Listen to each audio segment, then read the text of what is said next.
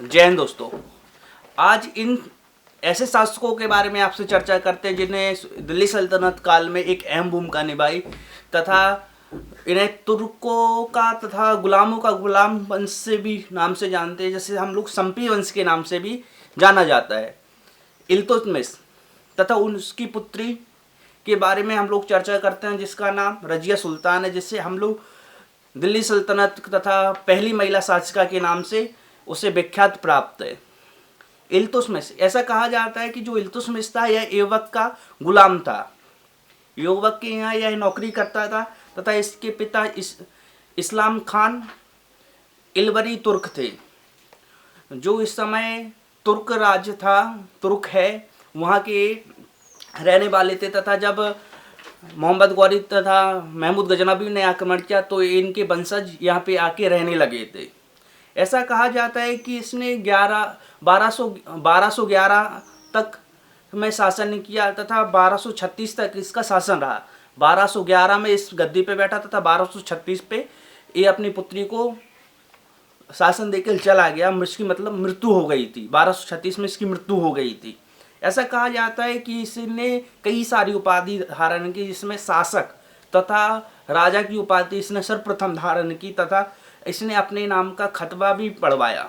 ऐसा कहा जाता है जो खतबा पढ़वाने की परंपरा थी यह हर शासक को पढ़वाना पड़ता था तथा यह जब शासक नहीं बना था तो यूपी के बदायूं का यह एक सेनापति तथा के सूबेदार के तौर पर इसकी नियुक्ति की गई थी। कहते हैं कि जब ऐबक था तो उसको बदायूं का राजपाट इसने ऐबक ने दे के रखा था इल्तुतमिश को तथा वहाँ का सूबेदार नियुक्त किया हुआ था।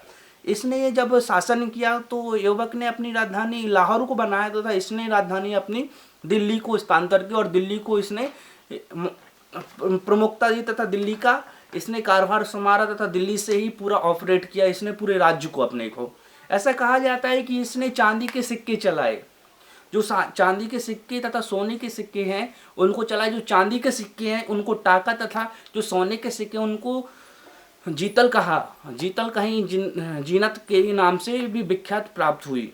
ऐसा कहा जाता है कि जो उसका बड़ा पुत्र था नरसुद्दीन का मकबरा इसने पहले जो इस्लामिक पद्धति है उसके द्वारा इसने पहले चलवाया तथा इसने एक नई प्रथा चालू करवाई, जिस किसी को अगर न्याय चाहिए तो मस्जिद के सामने लाल कपड़े पहन के वहाँ पर खड़ा हो जाए और आप न्याय मांगने के लिए तत्पर है। ऐसा इसने पद्धति नई चालू की थी। ऐसा कहा जाता है कि इसने वेतन के जरिए जो इसके यहाँ पे नौकर तथा सेना और भी लोग जो काम करते थे उसको वेतन की जगह इसने भूमि दान में देने के प्रारंभ किया तथा वेतन के बदले भूमि देता था, ऐसा कहा जाता है।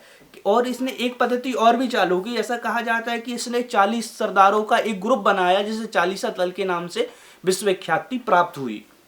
और जो राजा के बाद कोई प्रमुख पद था तो इनके 40 दल का तथा 40 सरदारों का एक झुंड बोले या ग्रुप बोले उनको था कि कोई भी निर्णय अगर राजा नहीं है तो ये लोग निर्णय ले सकते थे। और कहा जाता है कि इसने ही पहली इस्लामिक पद्धति से मकबरा बनाने का प्रारंभ किया, किसने? इल्तुतमिश ने ही। ऐसा कहा जाता है कि प्रथम बिहार में, जो बिहार है हमारा यूपी बिहार में सबसे पहले इसने ही मलिक करके एक अपना सेनापति था उसको नियुक्त किया था। और तथा इसने शुद्ध अरबी भाषा के सिक्के, जो भारत शुद्ध सोने के सिक्के थे उनमें अरबी भाषा भी लिखवाई। कहा जाता है कि ख्वाजा निजामुद्दीन चिश्ती थे ना, इनकी दरगाह और इल्तुतमिश के द्वारा ही बनवाई गई थी। इनके एक मिंसार उल सिराज करके एक इनके दरबारी थे जिनकी पुस्तक बहुत ही विश्वविख्यात रही है। तबक एक नसीरी एक पुस्तक है जो उस समय की दिल्ली सल्तनत के बारे में हमें जानकारी पूर्ण रूप से उससे प्राप्त हो जाती है। ये उनके ही समकालीन थे और उनके दरबार में रहते थे। कहा जाता है कि 1236 में जब इल्तुतमिश भी मर गया तथा इसको मौत आ गई और एक खुदा के पास गया तो उससे पहले, मरने से पहले 1236 में इसने अपनी पुत्री रजिया सुल्तान को शासक घोषित कर दिया था।